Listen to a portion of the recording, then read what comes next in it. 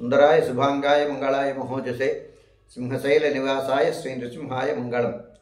శ్రీ శ్రీ శ్రీ వరాహలక్ష్మీ నృసింహస్వామి వారి సన్నిధానంలో శ్రీ విశ్వావసునామ సంవత్సరం దక్షిణాయనం హేమంత ఋతువు మార్గశీర్ష మాసం మార్గశుర శుద్ధ విదియ శనివారం జ్యేష్ఠ నక్షత్రం నవంబర్ 22వ తారీఖు. యథావిధిగా 4 గంటల నుంచి 4:30 గంటల వరకు సుప్రభాత సేవ. సుప్రభాత సేవలో భాగస్వాములు కాగోరు వారు దానికి తగిన రుసుము చెల్లించి సంప్రదాయ వస్త్రధారణతో పరిమిత సంఖ్యలో భాగస్వాములు కావచ్చు. 4:30 గంటల నుంచి 6:30 గంటల వరకు ప్రాతరారాధనం. ప్రాతరారాధనంలో భాగస్వాములు కాగోరు వారు దానికి తగిన రుసుము చెల్లించి సంప్రదాయ వస్త్రధారణతో పరిమిత సంఖ్యలో భాగస్వాములు కావచ్చు.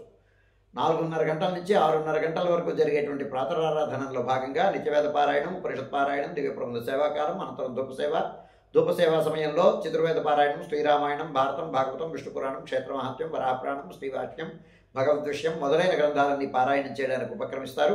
అనంతరం బాలభోగ నివేదనం అయిన తర్వాత నిత్యహోమం, బలిహరణం అయిన తర్వాత మంగళాశాస్త్రం, చేతమరగోష్ఠి, తీర్థ వినియోగం అయిన తర్వాత చుట్ట సన్నిధిలో మంగళాశాస్త్రం పూర్తి చేసుకున్న తర్వాత సుమారు 6:30 గంటల నుంచి సర్వదర్శనం ఆరంభమవుతుంది.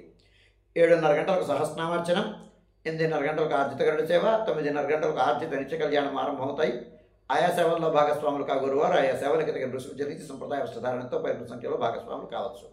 11:30 గంటల నుంచి 12:15 గంటల వరకు రాజభోగ నివేదనం, మహానివేదనం.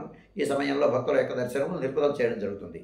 12:15 గంటల నుంచి మధ్యాహ్నం 2:30 గంటల వరకు సర్వదర్శనం కొనసాగుతుంది. మధ్యాహ్నం 2:30 గంటల నుంచి 3 గంటల వరకు మధ్యాహ్న విరామం. ఈ సమయంలో భక్తుల యొక్క దర్శనములు నిలుపుదల చేయడం జరుగుతుంది. మధ్యాహ్నం 3 గంటల నుంచి రాత్రి 7 గంటల వరకు సర్వదర్శనం కొనసాగుతుంది. సాయంకాలం 5 గంటల నుంచి 5:30 గంటల ప్రాంతంలో ప్రధానాలయంలో సహస్రనామార్చనం జరుగుతుంది. ఆస్తికులైనటువంటి భక్తులు దానికి తగిన రుసుము చెల్లించి సంప్రదాయ వస్త్రధారణతో పరిమిత సంఖ్యలో భాగస్వాములు కావచ్చు. రాత్రి 7 గంటల నుంచి 8:30 గంటల వరకు రాత్రి ఆరాధన.